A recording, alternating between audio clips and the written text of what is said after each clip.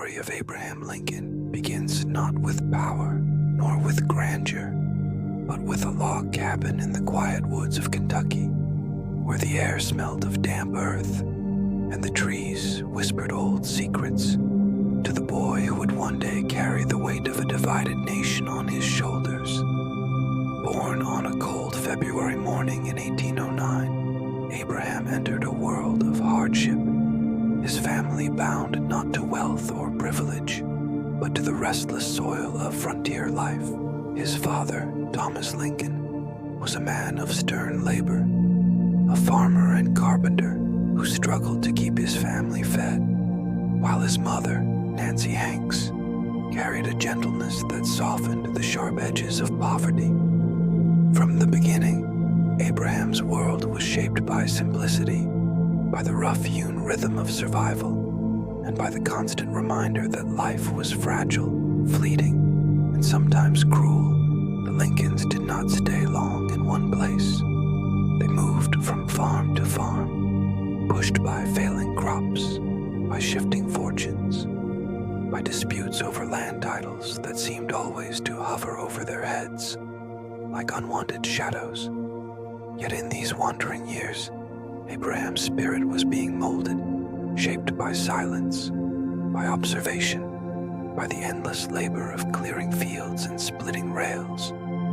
He grew tall, almost impossibly tall for his time, his arms and legs awkwardly stretched, his frame lean and strong from the work of swinging axes and lifting burdens heavier than most boys his age could bear.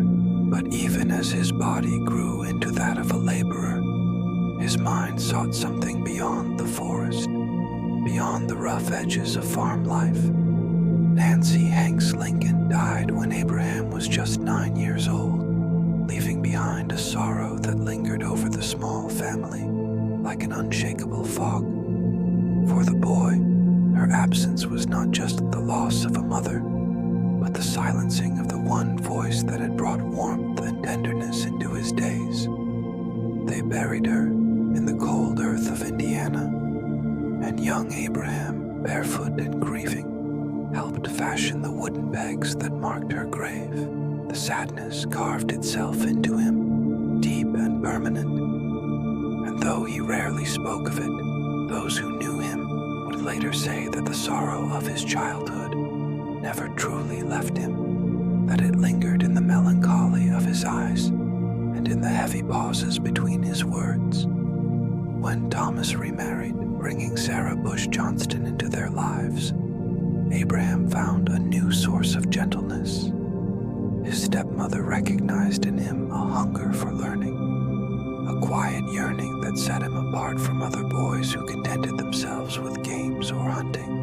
Abraham had little access to formal schooling. His entire education amounted to less than a year in scattered lessons, but he devoured whatever scraps of knowledge he could find.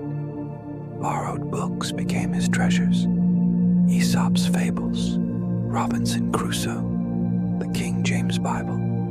He read by firelight at night, the flickering glow dancing over his long face as he turned each page slowly, deliberately, as though tasting each word.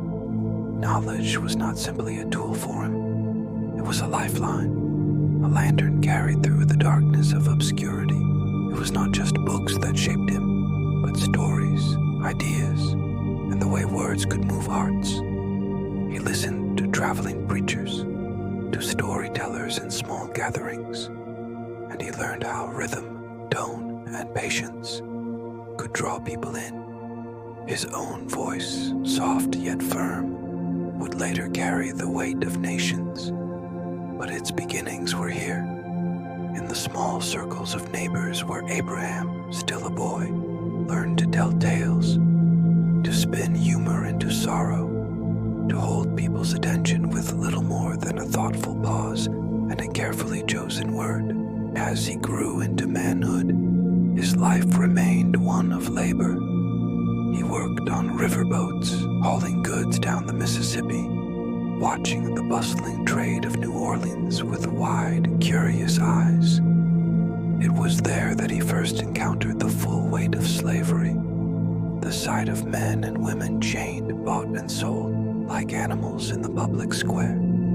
The image struck him deeply, leaving scars invisible but enduring. He never forgot the cries, the cruelty, the indignity of human beings stripped of freedom. Though he did not yet speak of it as a mission, the seed was planted in his heart, a seed that would grow into one of the most defining struggles of his life. In his 20s, restless and eager for something beyond the plow and the axe, Lincoln settled in New Salem, Illinois. It was a village of promise, a place where a young man of ambition could try his hand at new pursuits. He clerked in a store, read law books in the quiet hours, and began to shape himself into something more than a laborer. He was awkward, often self-conscious, his clothes ill-fitting, his manners rough, but his humor and kindness drew people to him. The townsfolk saw in him a man of honesty, so much so that he earned the nickname Honest Abe. He tried his hand at business, though it failed. He enlisted in the Black Hawk War, though he saw no combat, and instead served as a captain admired for his fairness and ability to resolve disputes without violence. And slowly, almost without realizing it, he was drawn into politics. In 1832, at just 23, he ran for the Illinois General Assembly. He lost that election, but the experience awakened in him a sense of purpose. He had found something that matched his restless energy, something that combined his love for words, his sense of justice, and his quiet ambition. Public service. It was not an easy path.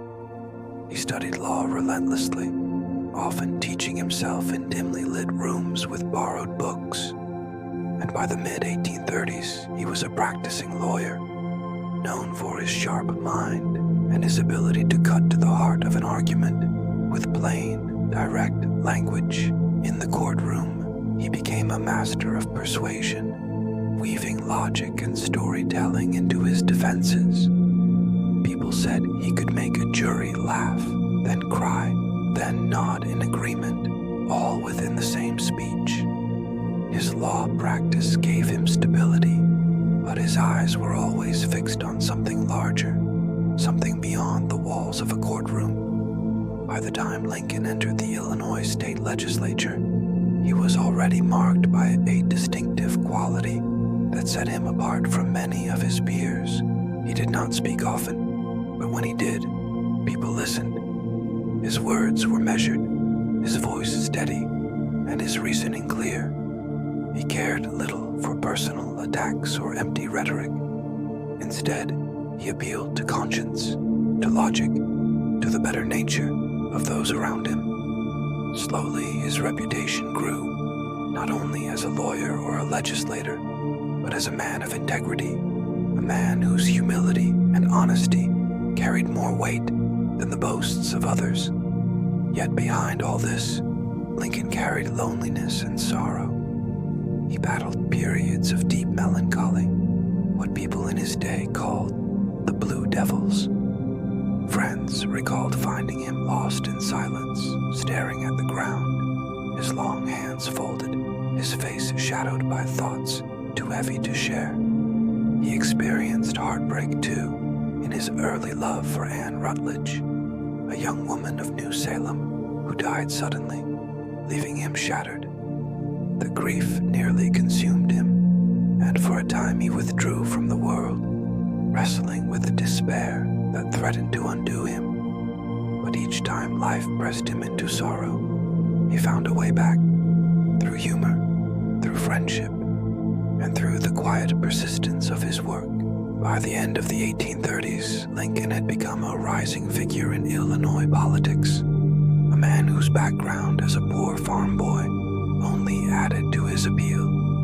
He was not polished, not wealthy, not part of the elite, yet his story was one of relentless perseverance, of climbing slowly, step by step, from the rough soil of his beginnings toward a place where his words might shape not just small communities, but a nation. The boy from the cabin in the woods had begun his journey, though he could not yet imagine how far it would carry him, nor the storms he would have to weather along the way. As the 1840s unfolded, Abraham Lincoln's life began to weave itself into the fabric of something larger than the dusty roads of Illinois, or the small courtrooms where he sharpened his arguments. His law career grew steadily, giving him not only financial stability but also a reputation for fairness and intellect that spread far beyond Springfield. He was known to take cases not for profit alone, but for principle, sometimes charging little or nothing when he believed justice demanded it. Clients trusted him because he listened, because he cut through confusion with plain words, and because he carried himself with the humility of a man who had never forgotten the rough soil of his childhood. Yet, even as his professional life blossomed, he wrestled with questions of purpose, of where his restless ambition might lead him. In 1842, Lincoln married Mary Dodd, a woman of refinement and education from a prominent Kentucky family. Their union was a meeting of contrasts. Mary, spirited, sharp-tongued, and socially connected. Abraham, awkward, self-deprecating, and often lost in brooding silence. Their marriage was not without storm, marked by quarrels and reconciliations, but it was also bound by affection, by a shared belief in his potential, and by the presence of children who brought both joy and heartbreak. 4 sons would be born to them, though only one would outlive both parents. The shadow of loss hung heavily over their household, deepening the lines of melancholy already etched into Lincoln's soul. Politics drew him ever forward, tugging at him with a force he could neither fully resist nor entirely embrace without hesitation. He was elected to the U.S. House of Representatives in 1846, where his sharp, logical speeches distinguished him as a thoughtful voice, though not always a popular one. He opposed the Mexican-American War, a stance that cost him support at home, but he refused to bend his conscience to please the crowd. His single term in Congress ended with little fanfare, and for a time, it seemed as though his political life might have reached its limit. He returned to Springfield, throwing himself into law with renewed vigor, building one of the most respected practices in Illinois. But the question of slavery, always simmering beneath the surface of American politics, began to boil. The expansion of the United States into new territories reopened fierce debates about whether slavery would spread westward, and with each argument, with each law passed or repealed, the nation inched closer to fracture. Lincoln, who had once seen the practice firsthand in New Orleans, found himself increasingly unwilling to remain silent. He was not an abolitionist in the radical sense, but he believed firmly that slavery was morally wrong, that it contradicted the founding principles of the nation. His voice, once quiet in national debates, began to rise, steady and resolute. In 1854, the Kansas-Nebraska Act ignited Lincoln's passion as never before. The law, which allowed settlers in new territories to decide for themselves whether to allow slavery, struck him as a betrayal of the nation's moral foundation. He stepped back into politics with a determination that startled even his closest friends. In speech after speech, he argued not with fury, but with calm, piercing logic, exposing contradictions, appealing to the conscience of ordinary citizens. His debates with Stephen A. Douglas, the powerful Illinois senator, would become legendary.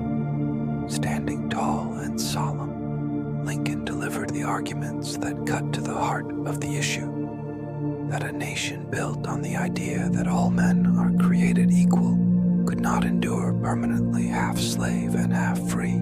The Lincoln-Douglas debates of 1858, though they did not win him the Senate seat, propelled him into the national spotlight. Crowds gathered to hear him, some expecting the awkward rail splitter with his homely looks and rough manner, only to be stunned by the power of his words, the depth of his reasoning, the moral weight behind his arguments. Douglas won the Senate race, but Lincoln had captured the attention of the nation, and more importantly, the conscience of a people teetering on the edge of division. In those years, Lincoln's melancholy deepened even as his fame grew. Friends noticed how he carried the burdens of the times upon his shoulders, how he seemed often lost in thought, staring into the distance as though seeing the storm that lay ahead. Yet he never abandoned humor, never lost the ability to tell a story that made others laugh until tears filled their eyes. It was as though he understood that laughter was not an escape from sorrow, but a way of enduring it, a way of softening the blows that life dealt again and again. By 1860, the nation was on the brink. The Democratic Party fractured. The issue of slavery split families, churches, and states, and the tension between North and South grew into a taut cord ready to snap. Against this backdrop, the Republican Party looked for a candidate who could unite diverse factions, who could speak with clarity, who could embody honesty and integrity. To the surprise of many, they found that candidate in Abraham Lincoln, the lanky lawyer from Illinois who had once lived in a log cabin and who now carried the hopes of a nation trembling on the edge of crisis. The presidential campaign of 1860 was unlike any the country had seen. Lincoln was painted by his enemies as unrefined, unfit, a backwoods man without the polish of leadership. Yet his supporters embraced his humble origins, seeing in him a reflection of their own struggles and aspirations. He campaigned not with fiery promises, but with reasoned appeals, with a steady insistence that the nation must stand firm on the principles of liberty and equality. When the votes were counted, Abraham Lincoln was elected the 16th President of the United States, but his victory was not the end of struggle. It was the beginning of catastrophe. Southern states, fearing that his election spelled the end of slavery, began to secede even before he took office. By the time Lincoln journeyed to Washington in March of 1861, the Union was already fractured, the storm of civil war looming over the horizon. The journey itself was fraught with danger. Rumors of assassination plots swirled as Lincoln made his way eastward, stopping in cities to greet crowds, to reassure them with the words of unity and hope. Yet beneath the calm surface of his speeches lay the knowledge that he was stepping into a role that would test him and the nation beyond anything imagined. On March 4th, 1861, standing before a divided people, Abraham Lincoln delivered his first inaugural address.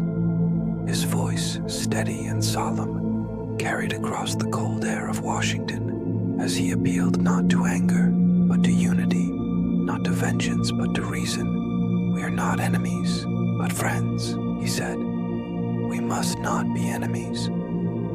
Yet even as he spoke those words, the wheels of war were already turning, and soon the nation would be engulfed in a conflict that would claim more lives than any before it. Lincoln entered the White House not as a triumphant victor, but as a weary guardian of a nation unraveling. His shoulders, already bent by sorrow, would now bear the unimaginable burden of holding together a country torn apart by hatred, fear, and the clash of ideals.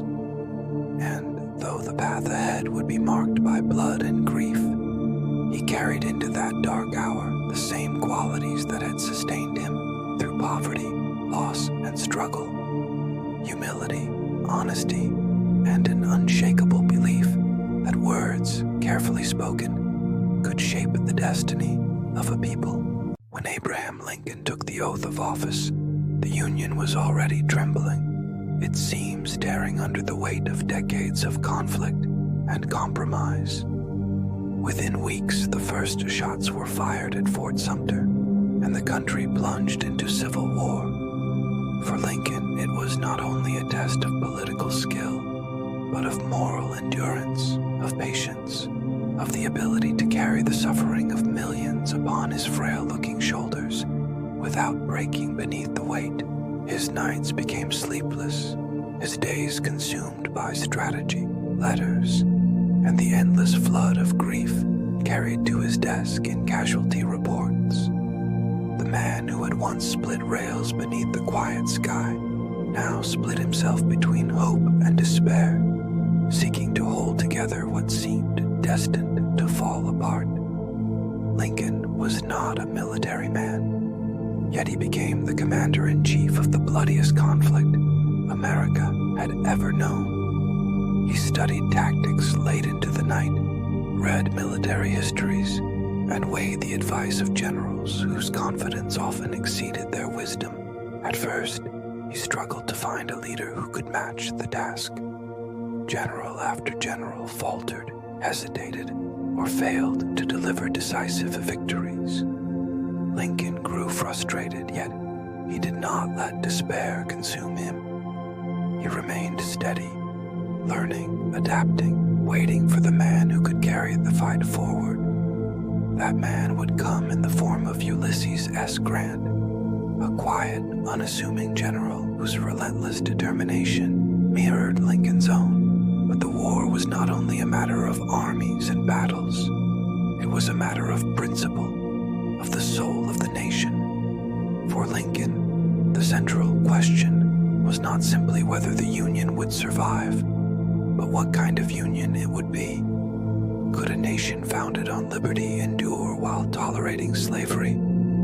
Could the words of the Declaration that all men are created equal be hollow promises?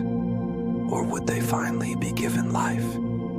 Slowly, with the patience of a man weighing each word as though it were stone, Lincoln came to the decision that would define his presidency: emancipation.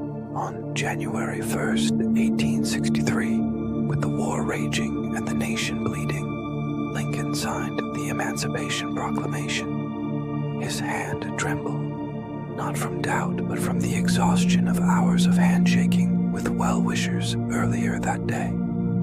Yet his signature flowed onto the document, transforming the war from a fight for union into a fight for freedom. With that stroke of the pen, more than 4 million enslaved men, women, and children were declared free. The proclamation did not end slavery immediately, nor did it reach every corner of the divided nation, but it reshaped the meaning of the conflict. The war was no longer only about preserving the Union. It was about redefining it, purifying it, bringing it closer to the ideals upon which it had been born. The cost of this transformation was immense. Battles like Antietam, Gettysburg, and Shiloh drenched the land in blood. Families were torn apart, towns left in ruins, and the fields of America became graveyards. Lincoln, reading the casualty lists late into the night, bore the sorrow as though each name were written upon his heart. His face grew gaunt, laned with deep furrows, his hair streaked with gray long before its time. Visitors to the White House remarked that he seemed a man aged beyond his years, carrying in his eyes the sorrow of an entire people. Yet even in the darkest hours, Lincoln found words that lifted weary hearts. At Gettysburg, where thousands lay buried, he spoke briefly, humbly, but with words that would echo through centuries. He reminded the living that the dead had not given their lives in vain, that the nation must ensure government of the people, by the people, for the people, shall not perish from the earth. His voice was quiet, unadorned, but it carried the weight of truth, of conviction, of a vision larger than war itself. Inside the White House, his burdens were not only political, but deeply personal.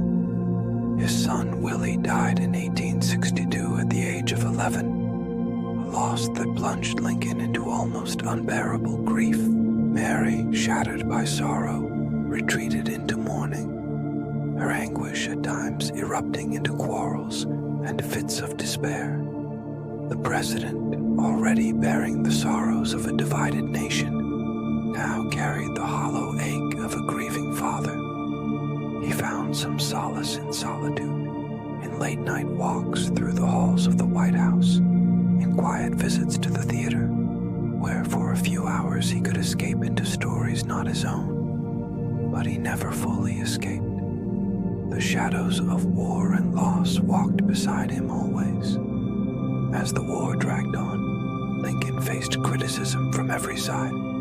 Some called him too cautious, others too radical. Newspapers mocked him, opponents painted him as a tyrant, and even allies doubted his judgment. Yet he endured not with anger, but with patience. He listened, he waited, and he returned always to the principle that had guided him since boyhood, that honesty, humility, and perseverance could carry him through any storm. Slowly, steadily, his leadership began to win respect, even from those who had once dismissed him as unfit. By 1864, as the war ground on into its fourth year, Lincoln sought re-election. Many believed he would lose, that the weariness of war would sweep him from office. But victories on the battlefield, combined with his unwavering vision, carried him to a second term. His re-election was not simply a political triumph. It was a signal that the nation, despite its agony, had placed its trust in him to see the struggle through to its end.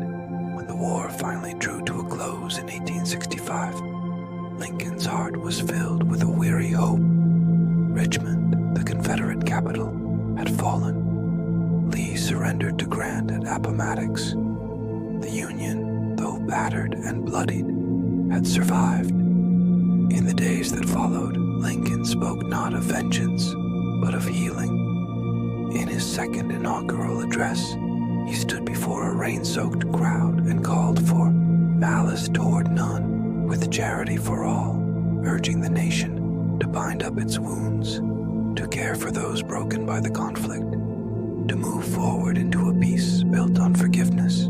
His words were not grandiose, but deeply human, carrying the quiet wisdom of a man who had seen too much death to crave retribution. But fate, cruel and unrelenting, would not grant him the peace he longed to see. On the evening of April 14th, 1865, just days after the war's end, Lincoln attended a play at Ford's Theater in Washington. For a moment, he allowed himself to relax, to laugh, to breathe without the weight of war pressing upon him. But in the shadows of that theater lurked an assassin, John Wilkes Booth, who believed that by silencing the president, he could give new life to the lost cause of the Confederacy. A single shot rang out, and in an instant, the hope of the nation was struck down. Lincoln lingered through the night, his tall frame stretched upon a bed too small for him, his breath shallow, his body failing. Friends, family, and officials gathered, their whispers heavy with grief. At 7:22 a.m. on April 15th, Abraham Lincoln drew his last breath. The room fell silent, and Secretary of War Edwin Stanton spoke words that would echo through history. Now he belongs to the ages. The nation wept, bells tolled, black crape draped across doorways, and crowds gathered in silence to honor the man who had guided them through their darkest hours. His body was carried by train back to Springfield, Illinois, where he was laid to rest in the soil of the state that had shaped him, among the people who had once called him simply Abe. And so, the boy who had once read by firelight in a log cabin, who had split rails and carried sorrow in his eyes, who had risen with honesty and humility from the rough earth of poverty to the highest office in the land, became a figure not only of history, but of legend. His life marked by struggle and loss, by humor and humility, by the quiet power of words spoken with conviction, left behind a legacy that endured long after the echoes of gunfire faded.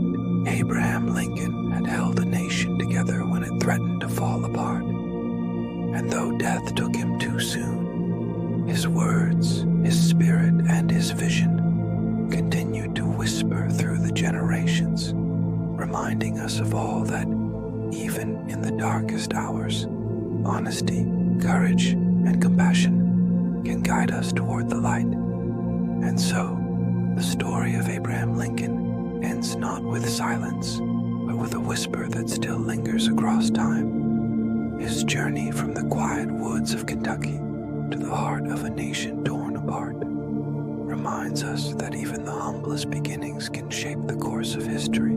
His words, his struggles, and his courage continue to guide us, reminding us to seek honesty, to hold fast to compassion, and to carry light into even the darkest of hours. If this story has brought you calm or inspired your thoughts tonight, I invite you to stay with us here in Whisper Tales. There are many more journeys through history waiting for you. Stories of courage, of sorrow, and of hope, told softly, just like this one. So, if you wish, let your heart follow these whispers.